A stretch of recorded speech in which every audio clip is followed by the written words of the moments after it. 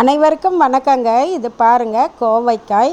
கோவைக்காய் எப்போவுமே இந்த சுகர் இருக்கவங்க, நிறைய நம்மளுக்கு இந்த ரத்த அழுத்தம் இருக்கிறவங்க, பிபி இருக்கவங்களுக்கெல்லாம் ரொம்ப ரொம்ப நல்லதுங்க.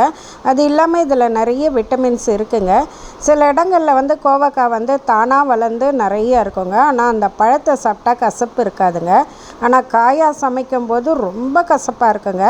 இப்போ நிறைய பேர் அந்த கட்டிங்ஸ் விலைக்கு விற்கிறாங்க. கட் பண்ணி அந்த துண்டுங்களை நல்லா இருக்கிறத யார்கிட்டனா வாங்கி, இப்போ பாபா ஆர்கானிக்ஸு, அப்புறமா மாடித்தோட்டம் சர்ச்சு, அவங்கெல்லாம் மலேசியன் கட்டிங்ஸ், அப்புறமா இந்த மாதிரி நல்ல கோவக்காய், நாட்டு கோவக்காய் கட்டிங்ஸ்லாம் விற்கிறாங்க. அவங்கக்கிட்ட வாங்கி பதியம் போட்டிருப்பாங்க. அதை நம்ம வச்சு வளர்த்தாலே நிறைய காய் வருங்க. இது மாதிரி சிப்ஸ் மாதிரி பண்ணி சாப்பிட்லாம், இல்லை பொரியல் பண்ணலாம், கூட்டு கூட சில பேர் பண்ணுறாங்க. இது தொடர்ந்து வாரத்தில் பார்த்திங்கனாக்கா ஒரு 2 நாள் எடுத்துட்டால் போதுங்க. உடம்புக்கு தேவையான அனைத்து சத்துக்களும் இதில் கிடைக்குங்க. இது பாருங்கள், நாட்டு கோவக்காய் எவ்வளோ சூப்பராக இருக்குதுன்னு பாருங்கள். மிக்க நன்றிங்க.